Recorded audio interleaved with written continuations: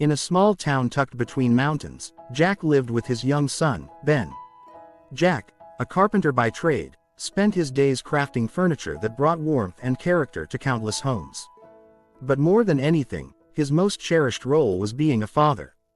Ben, with his curious eyes and a laugh that sounded like sunshine, was Jack's world. Jack's wife, Sarah, had passed away when Ben was just 2. Since then, Jack had been both mother and father to his son, filling his days with stories, games, and lessons he hoped would shape Ben into a kind, resilient person. Each evening, they shared a ritual.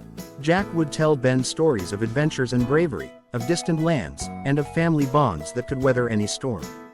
One winter, times grew hard. Work was scarce, and Jack's earnings barely covered their needs. He worried about how he would provide for Ben, but he kept his fears hidden behind a smile. Jack would fix Ben's shoes with patches, make toys out of scrap wood, and even crafted a tiny sled so they could enjoy the snowy hills nearby.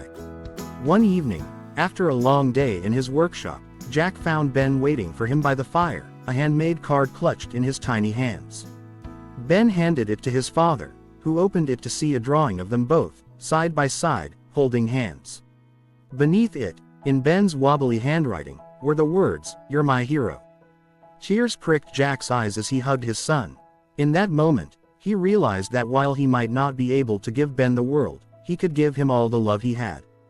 "Thank you, Ben," Jack whispered. "You're my hero, too." The following spring, an opportunity came their way. A wealthy couple in town was looking for someone to build an intricate wooden gazebo for their garden. They'd heard of Jack's skill and came to ask if he'd take on the project.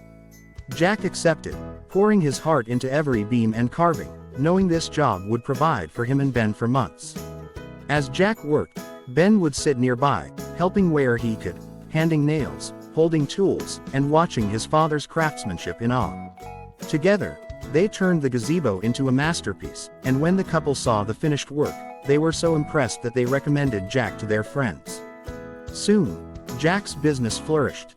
He was able to save enough to secure a better future for Ben, and their little home was filled with warmth and security.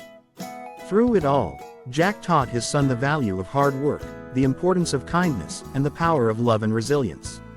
Years passed, and Ben grew into a young man. On the night before he left for college, he turned to his father, holding a new card, a reminder of that winter so many years ago.